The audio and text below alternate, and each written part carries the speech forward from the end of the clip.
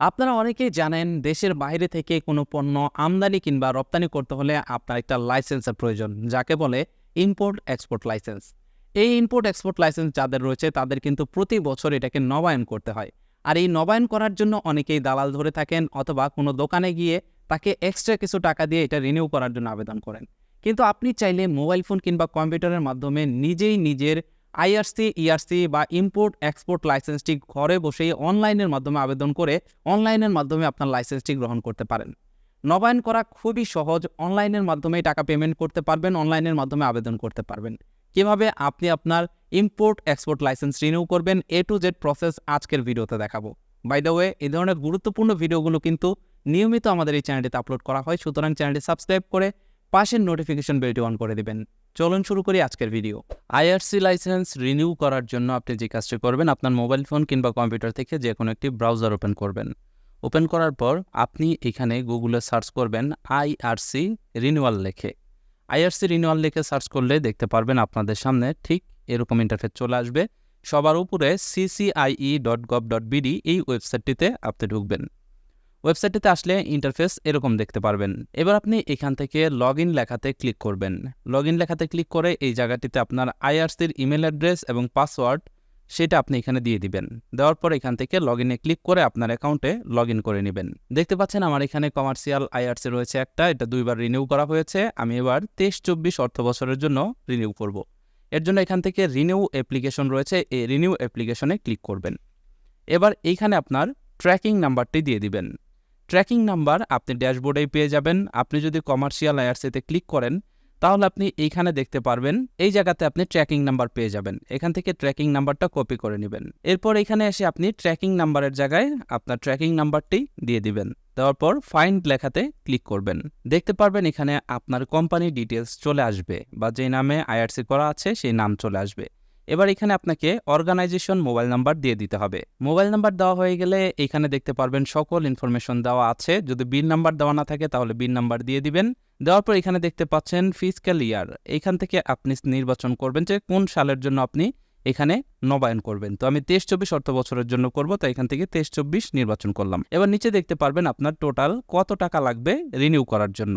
এখানে দেখতে পাচ্ছেন আমার টোটাল টাকা খরচ হবে 10,000 এবং এখানে ভ্যাট 1500 টাকা, টোটাল 11,500 টাকা আমাকে এখানে পেমেন্ট করতে হবে। এবার নিচে দেখতে পাচ্ছেন এখানে আপনাকে একটা ডকুমেন্ট এখানে আপলোড করতে হবে, সেটা হচ্ছে ইনকাম ট্যাক্স রিটার্ন অ্যাসেসমেন্ট ইয়ার 22-23 অথবা 23-24।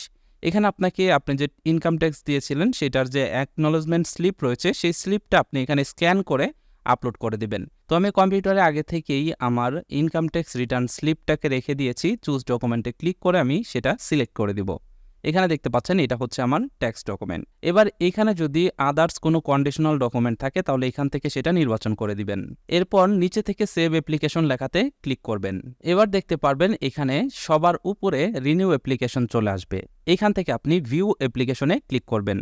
এখান থেকে আপনি পে চালান লেখা রয়েছে, এই পে চালান লেখাতে ক্লিক করবেন। পে চালানে ক্লিক করলে আপনি দেখতে পারবেন প্রসিড টু অনলাইন পেমেন্ট, এখান থেকে এই অপশনটিতে ক্লিক করবেন। এখানে ক্লিক করলে আপনি দেখতে পারবেন এখানে আপনি সোনালী ব্যাংকের অ্যাকাউন্টের মাধ্যমে পেমেন্ট করতে পারবেন। কার্ডে সিলেক্ট করলে এখান থেকে কার্ডের মাধ্যমে পেমেন্ট করতে পারবেন।